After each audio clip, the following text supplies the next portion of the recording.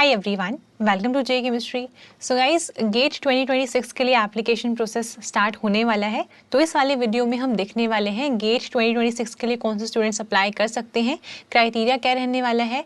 ठीक है, सिलेबस आप जानना चाहें अगर गेट का तो सिलेबस आपको यहाँ पे मिल जाएगा, और बाकी जितनी भी इन्फॉर्मेशन है कि कब से आपके फॉर्म फिलिंग स्टार्ट होगी, लास्ट डेट क्या है, कौन से डॉक्यूमेंट्स आपको चाहिए होंगे, ये सारी चीज़ें हम इस वाले वीडियो में देखने वाले हैं। तो ये देखने के लिए आप एक काम कर सकते हो, आप गूगल पे जाएंगे, वहाँ पे जाके टाइप करेंगे गेट 2026। सबसे पहले ही गेट की ऑफिशियल वेबसाइट ओपन होगी, उसको आप क्लिक करके ओपन करेंगे। और आपको पता होना चाहिए इस बार जो एग्ज़ाम ले रहा है वो IIT गुवाहाटी है। ठीक है, और जो पेपर अपने होने वाले हैं, मतलब जो पेपर होगा गेट का वो होने वाला है फरवरी में। एज यूजुअल फेब में ही एग्जाम होता है, तो इस बार भी एग्जाम फेब में ही होने वाला है। सारी इन्फॉर्मेशन आपको यहाँ पर सामने जो आपको दिख रही है ऑफिशियल वेबसाइट है, यहाँ पर आपको मिल जाएगी। एप्लीकेशन पोर्टल आप यहाँ पे देख सकते हैं, है ना। तो अभी ये स्टार्ट नहीं हुआ है, आप देख सकते हो नोटिफिकेशंस में रजिस्ट्रेशन ओपन्स ऑन अगस्त 28। सो 28 अगस्त से आप फॉर्म फिल करना स्टार्ट कर सकते हैं। इन्फॉर्मेशन ब्रोशर रिलीज हो गया है, उसमें हम सारी इन्फॉर्मेशन देख लेंगे। यहाँ पर अगर आप देखें इंपॉर्टेंट डेट्स आपको यहाँ पे मिल जाएंगी, गेट के पेपर्स आपको यहाँ पे मिल जाएंगे, है ना। और यहाँ पर अगर आप देखोगे एलिजिबिलिटी क्राइटेरिया आपको मिल जाएगा, एप्लीकेशन फी कितने वो आप देख सकते हो, कौन से डॉक्यूमेंट्स की रिक्वायरमेंट है वो आप देख सकते हो। और अगर आप जाओगे डाउनलोड में तो यहाँ पर आपको दिखेगा गेट 2026 का पोस्टर, और सबसे इंपॉर्टेंट गेट 2026 इन्फॉर्मेशन ब्रोशर, इसमें सारी इन्फॉर्मेशन गिवन है। तो जैसे ही आप इसके ऊपर क्लिक करोगे आपके सामने ये ब्रोशर ओपन होगा। ठीक है, इसमें जितने भी इंपॉर्टेंट पॉइंट्स हैं मैंने सारे हाईलाइट कर लिए हैं, तो वो हम एक बार देखते हैं। तो यहाँ पर आप देखेंगे ये अपने पास इंफॉर्मेशन ब्रोशर है। तो यहाँ पर आप देखेंगे कि अपने पास IIT गुवाहाटी इस बार ऑर्गेनाइजिंग इंस्टीट्यूट है। IIT गुवाहाटी इस बार एग्जाम कंडक्ट करवाएगा।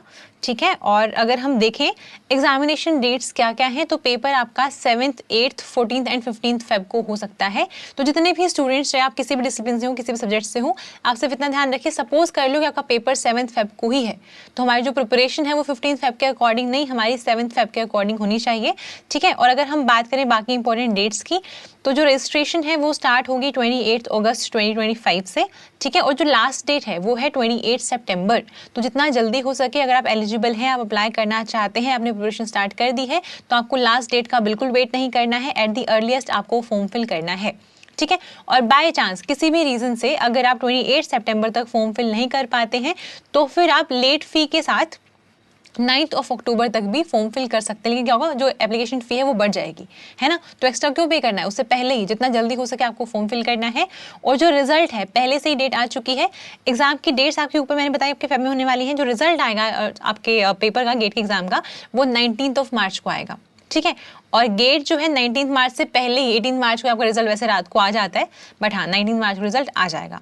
ठीक है, अगर हम बात करें एप्लीकेशन फी कितनी है, तो अगर आप फीमेल कैंडिडेट है, किसी भी कैटेगरी से बिलोंग करते हो, चाहे जनरल कैटेगरी से या फिर किसी भी रिजर्व कैटेगरी से, या फिर आप बिलोंग करते हो SC ST या फिर PWD कैटेगरी से, तो जो अमाउंट है वो है 1000 रुपीज़। ठीक है, लेकिन अगर आप लेट फी के साथ पे करोगे, मतलब आप लास्ट में फिल करोगे एग्जाम एप्लीकेशन फॉर्म, तो सारे केस में आपको 1500 का अमाउंट देना पड़ेगा।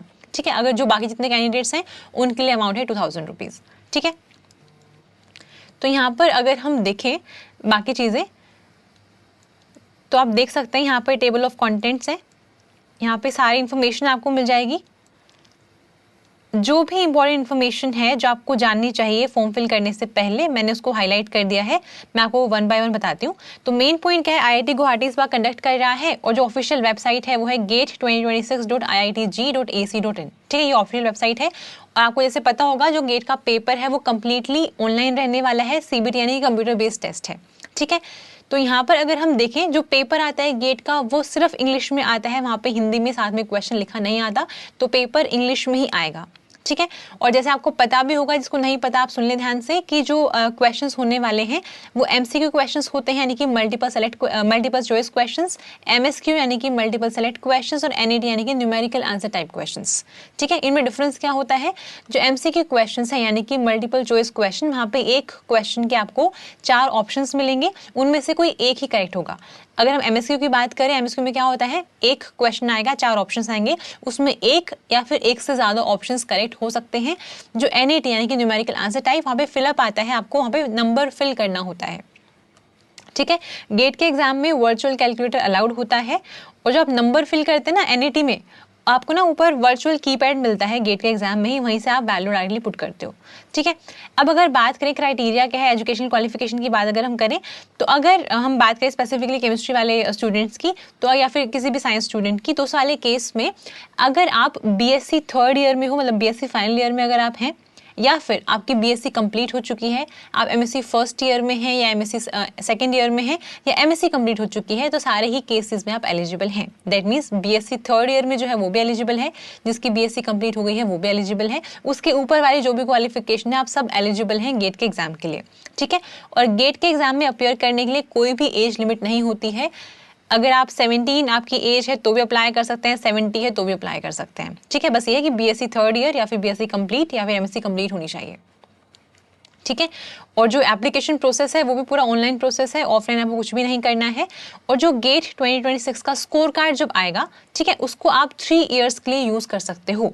अब गेट का स्कोर कार्ड यूज किस लिए होता है, अगर आप चाहें तो उसको मास्टर्स एडमिशन में यूज कर सकते हो, आप उससे पीएचडी कर सकते हो। जैसे अगर मैं बात करूं एमएससी केमिस्ट्री वाले बच्चों की, तो आप उससे एमटेक कर सकते हो, आप पीएचडी कर सकते हो, आपको स्टाइपेंड भी मिलेगा साथ में, ठीक है। और जो पीएसयूज हैं उनमें भी आप अप्लाई कर सकते हो गेट स्कोर से, है ना। इसके बाद अगर हम देखें डेट्स यहाँ वापस से मेंशन की गई, मैं वापस बता देती हूँ। 28 अगस्त से एप्लीकेशन प्रोसेस स्टार्ट हो रहा है और लास्ट डेट है सितंबर 28, उससे पहले आपको फिल कर देना है, ठीक है। और अगर हम बात करें, फिर से यहाँ पे डेट्स बताई गई हैं और साथ में ये भी लिखा गया है कि अगर मान लीजिए आपने कैटेगरी में कुछ आपने सही से फिल नहीं करी फॉर्म के टाइम पे, आपके मान लो आपने पेपर सही से सेलेक्ट नहीं किया, एग्जामिनेशन सिटी में आप कुछ करेक्शन करना चाहते हो, ठीक है, जो आपकी पर्सनल डिटेल्स आपने डाली उसमें कुछ करेक्शन करना चाहते हो, तो वो आप नवंबर 6 तक कर सकते हो, लेकिन आपको एडिशनल चार्जेस देने पड़ेंगे, ठीक है। ऐसे ही जब एग्जाम आपका फेब में है, जो आपका एडमिट कार्ड होगा वो जनवरी 2 को रिलीज हो जाएगा। यही ऑफिशियल वेबसाइट है, आपको इसी पे आके इसको टाइमली विजिट करते रहना है। और जो एग्जाम है वो बेसिकली 2 सेशंस में होने वाला है, एक तो होगा 9:30 to 12:30, एक होगा 2:30 to 5:30। अब कौन सा किस पे आएगा तो आपको एडमिट कार्ड पे लिखा आएगा, ठीक है। रिजल्ट की डेट पहले से आ चुकी है, मार्च 19 है। स्कोर कार्ड आप डाउनलोड कर पाओगे 27 मार्च से, या फिर अगर आपने 27 मार्च से लेके 31 मई तक, और अगर उस टाइम पे डाउनलोड नहीं कर पाए तो फिर जून 1 से लेके दिसंबर 31, 2026 तक कर सकते हो। एडिशनल फी आपको देनी पड़ेगी 500 रुपीज़, ठीक है। इसके बाद अगर हम आगे देखें तो पेपर जो है वो 100 मार्क्स का रहता है और टाइमिंग होती है उसकी, मतलब 3 आवर्स का पेपर होगा, यानी कि 180 मिनट्स आपके पास होंगे। पेपर में क्या आता है, जनरल एप्टीट्यूड आएगा और साथ में जो भी सब्जेक्ट आपने फिल किया, जैसे मान लो केमिस्ट्री की बात करते हैं अगर, तो आपके केमिस्ट्री वाले क्वेश्चंस आएंगे, है ना, और साथ में आपका जनरल एप्टीट्यूड आएगा। अगर नंबर ऑफ क्वेश्चंस की बात करें, 10 क्वेश्चंस आपके जनरल एप्टीट्यूड के आएंगे और 55 क्वेश्चंस आपके आने वाले हैं केमिस्ट्री के, तो टोटल आपके 65 क्वेश्चंस आएंगे जो कि आपको 3 आवर्स में कंप्लीट करने हैं, ठीक है। यहाँ पे कोई चॉइस नहीं होती है, सारे क्वेश्चंस कंपलसरी हैं, तो आप जितने आते हो आपको अच्छे से करके आएँ। इसके बाद अगर हम बात करें, यहाँ पे कुछ क्वेश्चंस 1 मार्क के होते हैं, कुछ 2 मार्क्स के होते हैं। एप्टीट्यूड के 10 क्वेश्चंस आएंगे, 5 क्वेश्चंस 1 मार्क्स के होंगे और 5 क्वेश्चन 10 मार्क्स से, टोटल 15 मार्क्स का एप्टीट्यूड आएगा और बाकी 85 मार्क्स का आपका सब्जेक्ट आएगा, ठीक है। जो एमसीक्यू क्वेश्चंस होते हैं उनमें नेगेटिव मार्किंग होती है। अगर एमसीक्यू क्वेश्चन 1 मार्क का है तो फिर अगर आपका गलत हो तो 0.33 मार्क्स जाने वाला है आपका, और अगर 2 मार्क्स का है एमसीक्यू क्वेश्चन तो फिर 0.66 जाएगा। लेकिन जो एमएसक्यू क्वेश्चन है या एनईटी क्वेश्चन है उनमें कोई नेगेटिव मार्किंग नहीं होती है, ठीक है। इसके अलावा अगर हम बात करें गेट के स्कोर कार्ड को आप कहाँ यूज़ कर सकते हो, जैसे मैंने बताया, आप मास्टर्स के लिए यूज़ कर सकते हो, आप पीएचडी कर सकते हो, या फिर आप पीएसयूज में जॉब के लिए अप्लाई कर सकते हो, ठीक है। और इसका जो स्कोर कार्ड है वो 3 इयर्स के लिए वैलिड है, अगर आप एडमिशन लेना चाहते हो तो इसके थ्रू, है ना। अगर पीएसयूज की बात करें तो वो मेंशन करते ही अपने अकॉर्डिंग कि उनको कौन से वाला गेट स्कोर कार्ड चाहिए, तो वो पीएसयूज का क्राइटेरिया रहेगा। यहाँ पे अपॉर्चुनिटीज़ बताई गई हैं, ठीक है, आप ये चाहें तो गो थ्रू कर सकते हैं पूरा। इसके बाद मैंने क्राइटेरिया आपको ऑलरेडी बता दिया कि एमएससी वाले स्टूडेंट्स तो कर ही सकते हैं, बीएससी थर्ड ईयर वाले भी कर सकते हैं।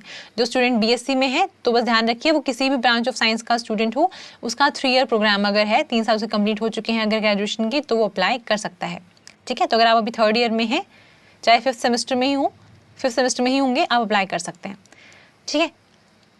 इसके बाद आगे अगर देखें तो यहाँ पर एग्जामिनेशन सिटीज़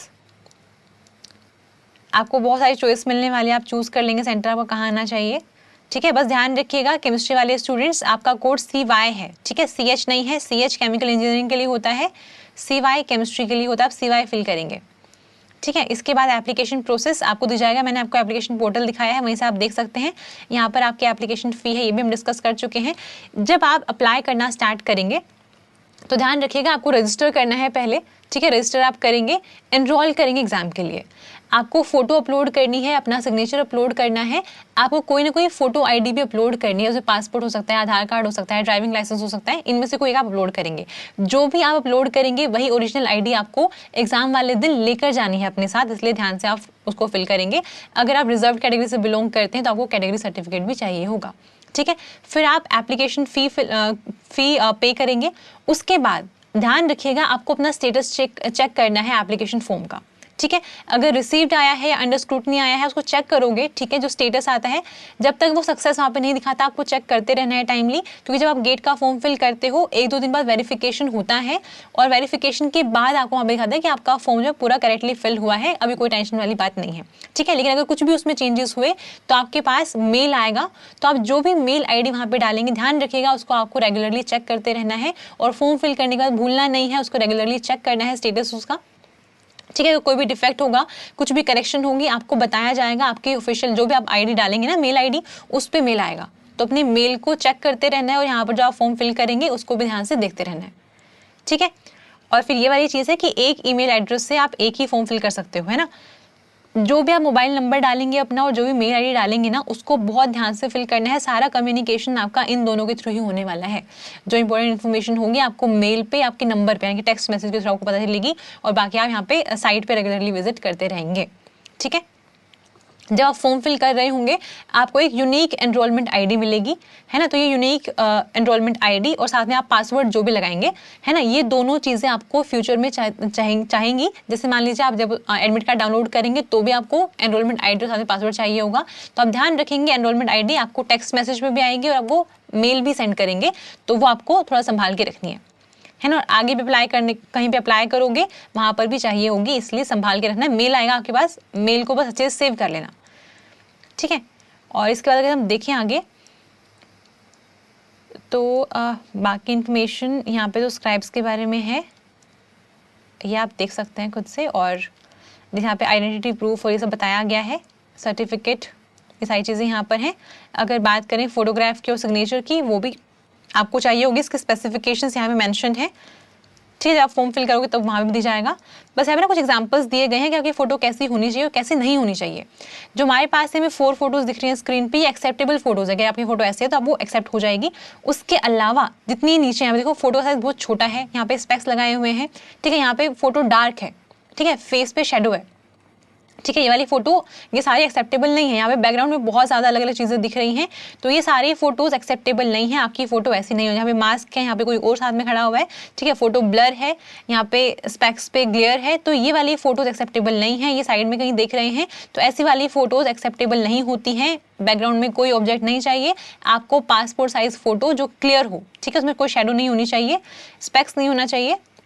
स्पेक्स जो आप लगाते हो आई साइट के लिए वो हो सकता है, बट कोई गूगल्स या कुछ शेड्स वगैरह नहीं होने चाहिए, ठीक है। अगर सिग्नेचर की बात करें तो जब सिग्नेचर अपलोड करोगे वो ब्लू या फिर ब्लैक पेन से ही होना चाहिए। तो ये वाली सिग्नेचर्स आप देख सकते हैं, जो स्टार्टिंग में 4 सैंपल्स दिए गए हैं ये एक्सेप्टेबल हैं। नीचे वाले ऐसे वाले सैंपल्स हैं जो एक्सेप्टेबल नहीं है, इनका भी आपको ध्यान रखना है। जब आप साइन करेंगे वो ब्लू या ब्लैक इंक में ही होना चाहिए, मतलब आपका जो पेन है तो ब्लू या ब्लैक हो। जैसे ये वाला तो क्लियर नहीं है ना, डार्क बैकग्राउंड है, यहाँ पर सारे कैप्स में लिखा गया है, ये भी एक्सेप्टेबल नहीं है।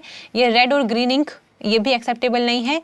ऐसे इनिशियल सिर्फ लिखना, ये भी सिग्नेचर नहीं है, काउंट नहीं होगा, ठीक है। यहाँ पे इतना छोटा सिग्नेचर नहीं होना चाहिए, ये विजिबल नहीं है प्रॉपर्ली, यहाँ पे कुछ और भी साथ में लिखा हुआ है, तो ऐसे वाले सिग्नेचर जो है वो एक्सेप्टेबल नहीं होंगे, इनका आप ध्यान रखेंगे, ठीक है। ये बाहर बॉक्स से ही बाहर चला गया, ऐसा भी नहीं होना चाहिए, तो इन चीज़ों का आप ध्यान रखोगे।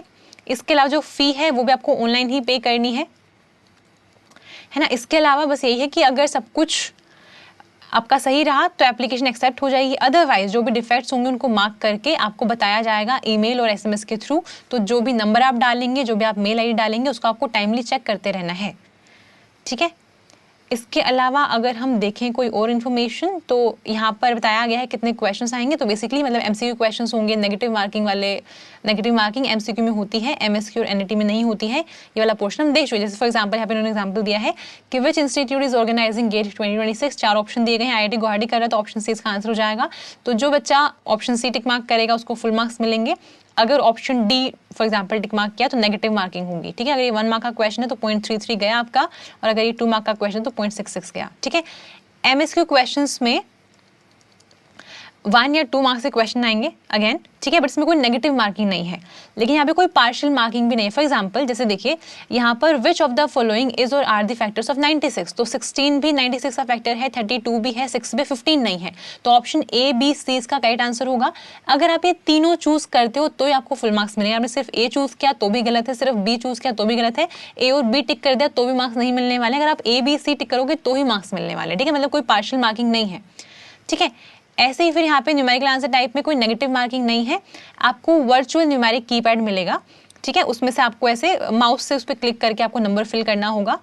और ये भी है एक, ये बहुत इंपॉर्टेंट चीज़ है कि अगर आप कोई कैलकुलेशन सॉल्व कर रहे हैं, कोई कैलकुलेशन कर रहे हैं एनईटी आंसर्स के लिए, तो वहाँ पर आपको अप्रोक्सीमेट कुछ भी नहीं लेना है। ठीक है, राउंड ऑफ आप सिर्फ लास्ट जो आंसर आएगा उसको करोगे, वो भी जो क्वेश्चन में लिखा होगा उसके अकॉर्डिंग। आपको बीच में किसी भी स्टेज के ऊपर आपको अप्रोक्सीमेट नहीं लेना है। ये बहुत इंपॉर्टेंट चीज़ है, वरना जब आप आंसर निकालोगे बीच में अप्रोक्सीमेशन लोगे तो आपको जो आंसर आएगा वो जो उनकी रेंज आने वाली ना आंसर ऑफिशियल आंसर की में, उस रेंज से बाहर जा सकता है। इसलिए बीच में किसी भी स्टेज पे आप उसको अप्रोक्सीमेट नहीं लोगे। जो भी वैल्यू आएगी, चाहे वो 0 पॉइंट करके 14 कोई नंबर्स आ जाए, कुछ फर्क नहीं पड़ता है, हम सारी वो वैल्यूज लेने वाले हैं। ठीक है, सिर्फ लास्ट में जो आंसर आएगा ना फाइनल आंसर, उसको 1 डेसिमल तक पूछ रहे हैं या 2 तक पूछ रहे हैं, उसके अकॉर्डिंग राउंड ऑफ करेंगे।